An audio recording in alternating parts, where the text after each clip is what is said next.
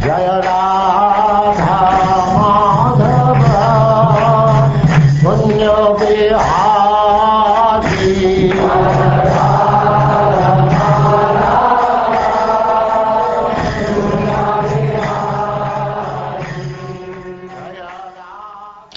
And now chapter 13, the stealing of the boys and calves by Brahma.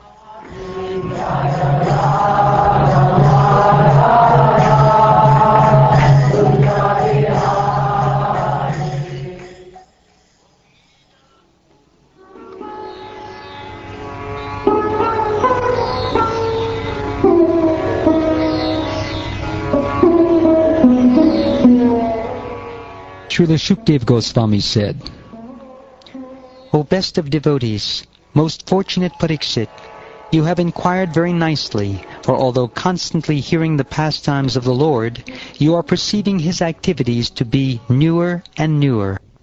Paramahamsas, devotees who have accepted the essence of life, are attached to Krishna in the core of their hearts, and He is the aim of their lives. It is their nature to talk only of Krishna at every moment, as if such topics were newer and newer. They are attached to such topics, just as materialists are attached to topics of women and sex. O King, kindly hear me with great attention. Although the activities of the Supreme Lord are very confidential, no ordinary man being able to understand them, I shall speak about them to you, for spiritual masters explain to a submissive disciple even subject matters that are very confidential and difficult to understand.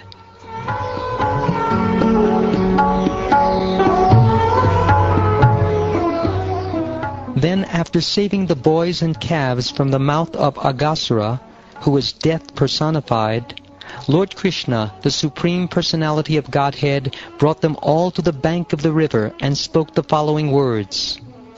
My dear friends, just see how this river bank is extremely beautiful because of its pleasing atmosphere. And just see how the blooming lotuses are attracting bees and birds by their aroma. The humming and chirping of the bees and birds is echoing throughout the beautiful trees in the forest.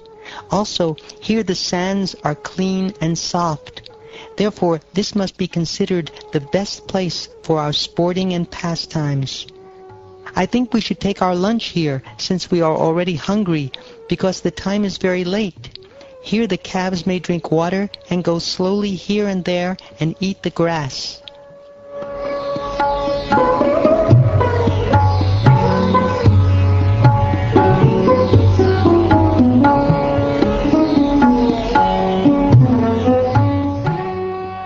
Accepting Lord Krishna's proposal, the cowherd boys allowed the calves to drink water from the river, and then tied them to trees where there was green, tender grass.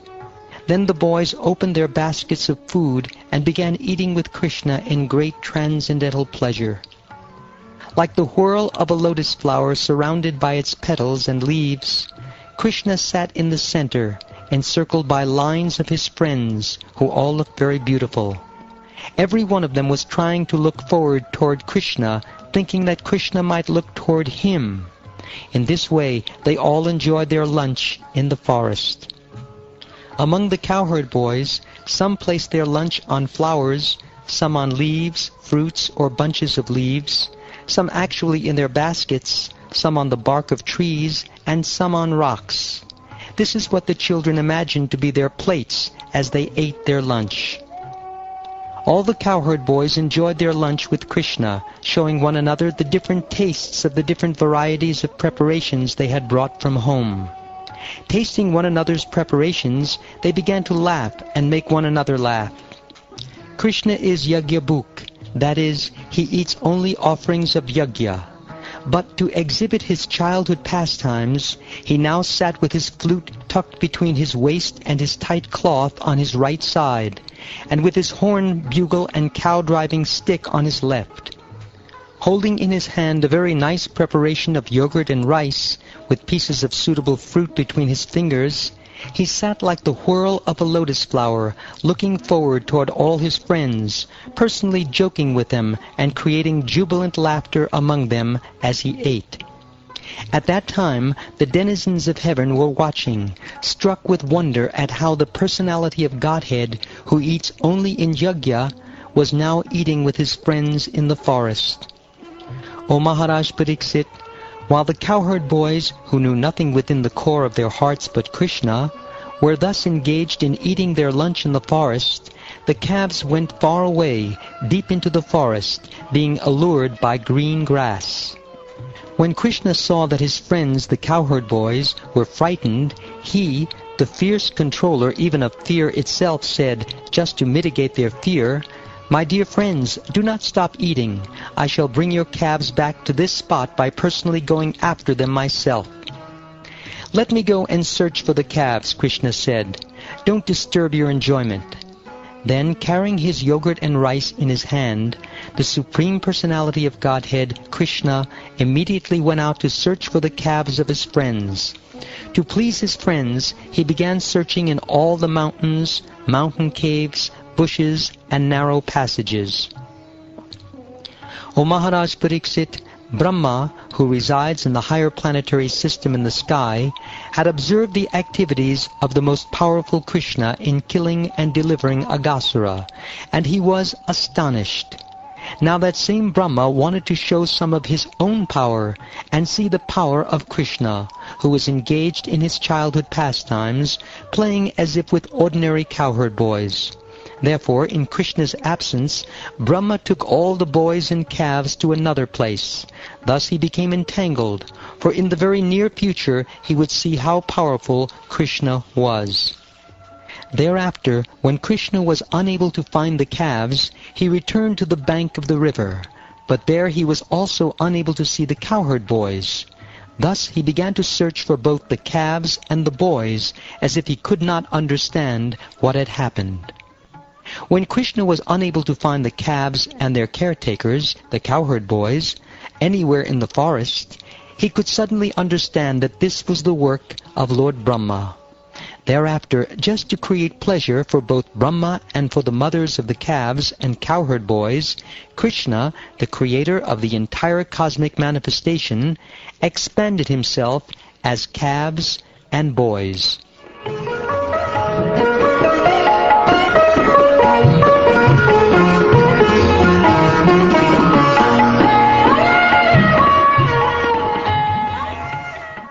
By his Vasudeva feature, Krishna simultaneously expanded himself into the exact number of missing cowherd boys and calves, with their exact bodily features, their particular types of hands, legs, and other limbs, their sticks, bugles, and flutes, their lunch bags, their particular types of dress and ornaments placed in various ways, their names, ages, and forms, and their special activities and characteristics.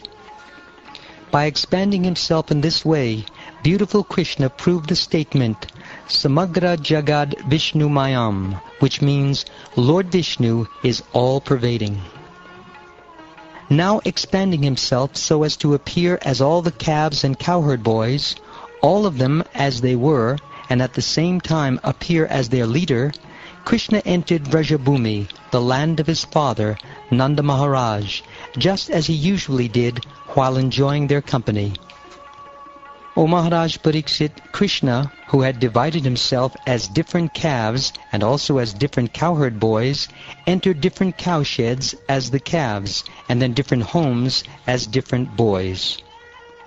The mothers of the boys, upon hearing the sounds of the flutes and bugles being played by their sons, immediately rose from their household tasks, lifted their boys onto their laps, embraced them with both arms, and began to feed them with their breast milk, which flowed forth because of extreme love specifically for Krishna. Actually, Krishna is everything, but at that time, expressing extreme love and affection, they took special pleasure in feeding Krishna, the Para-Brahman, and Krishna drank the milk from his respective mothers as if it were a nectarine beverage. Thereafter, O Maharaj Pariksit, as required according to the scheduled round of his pastimes, Krishna returned in the evening, entered the house of each of the cowherd boys, and engaged exactly like the former boys, thus enlivening their mothers with transcendental pleasure. The mothers took care of the boys by massaging them with oil, bathing them, smearing their bodies with sandalwood pulp, decorating them with ornaments, chanting protective mantras, decorating their bodies with tilak, and giving them food. In this way, the mothers served Krishna personally. Thereafter all the cows entered their different sheds and began mooing loudly, calling for their respective calves. When the calves arrived, the mothers began licking the calves' bodies again and again, and profusely feeding them with the milk flowing from their milk bags. Previously, from the very beginning, the gopis had motherly affection for Krishna. Indeed, their affection for Krishna exceeded even their affection for their own sons. In displaying their affection, they had thus distinguished between Krishna and their sons, but now that distinction disappeared. Although the inhabitants of Vrajabhumi, the cowherd men and cowherd women, previously had more affection for Krishna than for their own children, now for 1 year their affection for their own sons continuously increased, for Krishna had now become their sons. There was no limit to the increment of their affection for their sons, who were now Krishna. Every day they found new inspiration for loving their children as much as they loved Krishna. In this way, Lord Sri Krishna, having himself become the cowherd boys and groups of calves, maintained himself by himself. Thus he continued his pastimes both in Vrindavan and in the forest for 1 year. One day, 5 or 6 nights before the completion of the year, Krishna, tending the calves, entered the forest along with Balaram. Thereafter, while pasturing atop Govardhan hill, the cows looked down to find some green grass, and saw their calves pasturing near Vrindavan not very far away. When the cows saw their own calves from the top of Govardhan hill, they forgot themselves and their caretakers because of increased affection. And although the path was very rough, they ran toward their calves with great anxiety, each running as if with 1 pair of legs. Their milk bags full and flowing with milk, their heads and tails raised, and their humps moving with their necks, they ran forcefully until they reached their calves to feed them. The cows had given birth to new calves, but while coming down from Govardhan hill, the cows, because of increased affection for the older calves, allowed the older calves to drink milk from their milk bags, and then began licking the calves' bodies in anxiety as if wanting to swallow them. The cowherd men, having been unable to check the cows from going to their calves, felt simultaneously ashamed and angry. They crossed the rough road with great difficulty, and when they came down and saw their own sons, they were overwhelmed by great affection.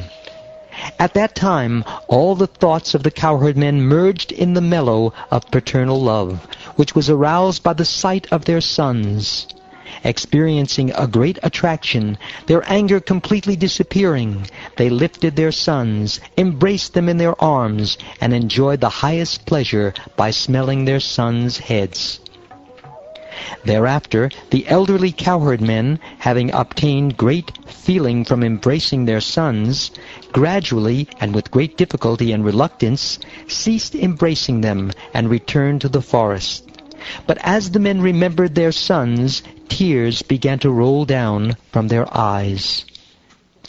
Because of an increase of affection, the cows had constant attachment even to those calves that were grown up and had stopped sucking milk from their mothers.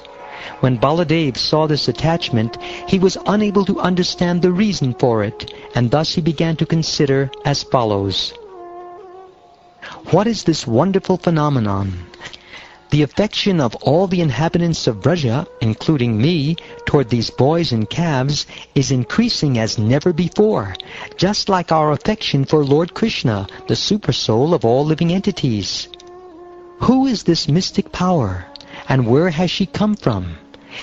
Is she a demigod or a demoness? She must be the illusory energy of my master, Lord Krishna, for who else can bewilder me? Thinking in this way, Lord Balaram was able to see, with the eye of transcendental knowledge, that all these calves and Krishna's friends were expansions of the form of Sri Krishna. Lord Baladev said, "O Supreme Controller, these boys are not great demigods as I previously thought, nor are these calves great sages like Narad. Now I can see that you alone are manifesting yourself in all varieties of difference. Although one, you are existing in the different forms of the calves and boys. Please briefly explain this to me." Having thus been requested by Lord Baladev, Krishna explained the whole situation, and Baladev understood it.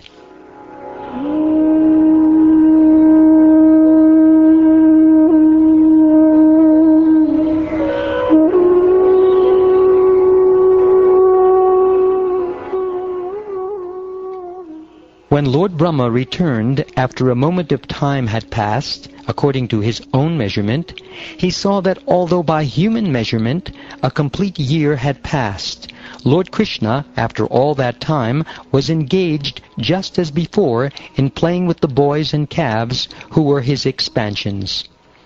Lord Brahma thought, "Whatever boys and calves there were in Gokul, I have kept them sleeping on the bed of my mystic potency, and to this very day they have not yet risen again. A similar number of boys and calves have been playing with Krishna for 1 whole year, yet they are different from the ones illusioned by my mystic potency. Who are they? Where did they come from?" Thus Lord Brahma, thinking and thinking for a long time, tried to distinguish between those 2 sets of boys who were each separately existing. He tried to understand who was real and who was not real, but he couldn't understand at all. Thus, because Lord Brahma wanted to mystify the all-pervading Lord Krishna, who can never be mystified, but who, on the contrary, mystifies the entire universe, he himself was put into bewilderment by his own mystic power. As the darkness of snow on a dark night and the light of a glowworm in the light of day have no value, the mystic power of an inferior person who tries to use it against a person of great power is unable to accomplish anything. Instead, the power of that inferior person is diminished. Then, while Lord Brahma looked on, all the calves and the boys tending them immediately appeared to have complexions the color of bluish rain clouds, and to be dressed in yellow silken garments. All those personalities had 4 arms, holding conch shell, disc, mace, and lotus flower in their hands. They wore helmets on their heads, earrings on their ears, and garlands of forest flowers around their necks. On the upper portion of the right side of their chests was the emblem of the goddess of fortune. Furthermore, they wore armlets on their arms, the Kaustuba gem around their necks, which were marked with 3 lines like a conch shell, and bracelets on their wrists. With bangles on their ankles, ornaments on their feet, and sacred belts around their waists, they all appeared very beautiful. Every part of their bodies, from their feet to the top of their heads, was fully decorated with fresh, tender garlands of tulsi leaves offered by devotees engaged in worshipping the Lord by the greatest pious activities, namely hearing and chanting. Those Vishnu forms, by their pure smiling, which resembled the increasing light of the moon, and by the sidelong glances of their reddish eyes, created and protected the desires of their own devotees, as if by the modes of passion and goodness. All beings, both moving and non-moving, from the 4-headed Lord Brahma down to the most insignificant living entity, had taken forms and were differently worshipping those Vishnu Murtis according to their respective capacities, with various means of worship such as dancing and singing. All the Vishnu Murtis were surrounded by the opulences, headed by Anima Siddhi, by the mystic potencies, headed by Aja, and by the 24 elements for the creation of the material world, headed by the Mahat Tattva.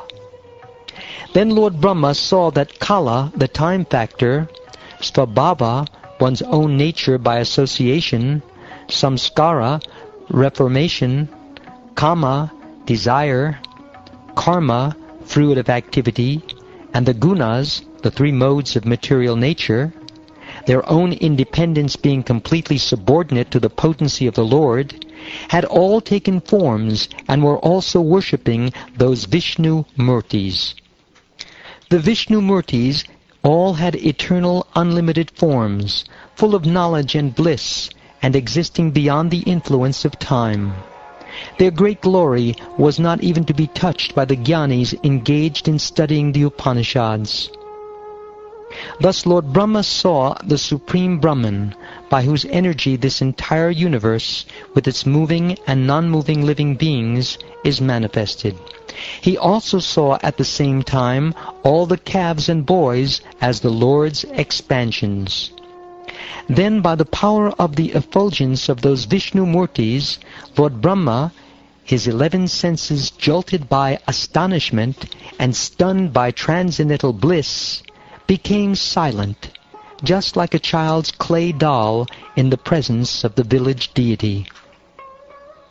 The Supreme Brahman is beyond mental speculation.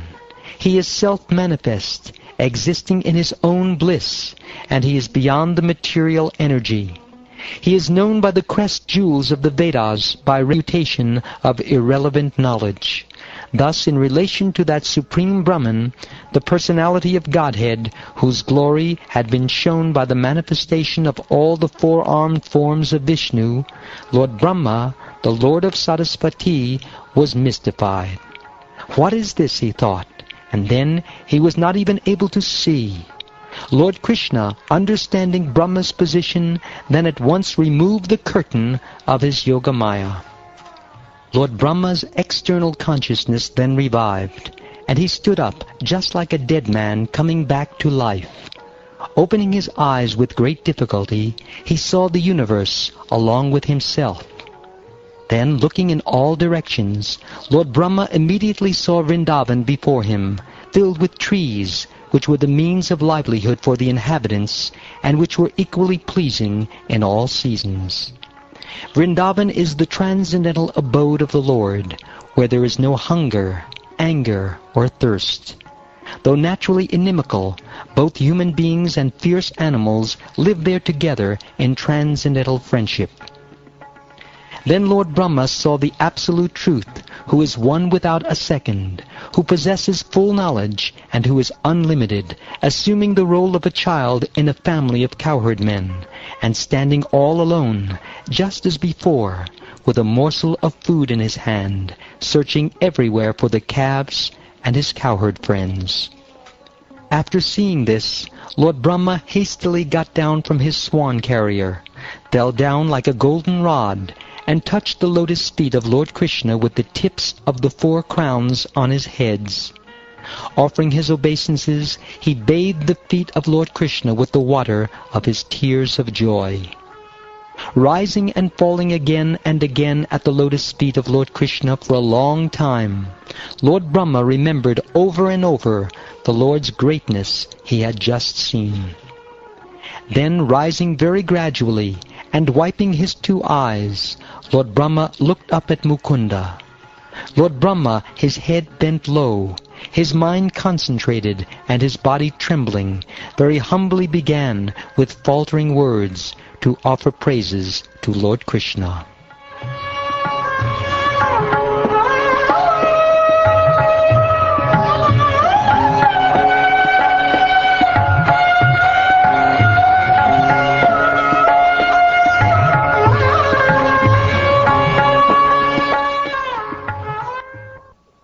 Thus ends the 13th chapter of the 10th canto of the Srimad Bhagavatam, entitled The Stealing of the Boys and Calves by Brahma.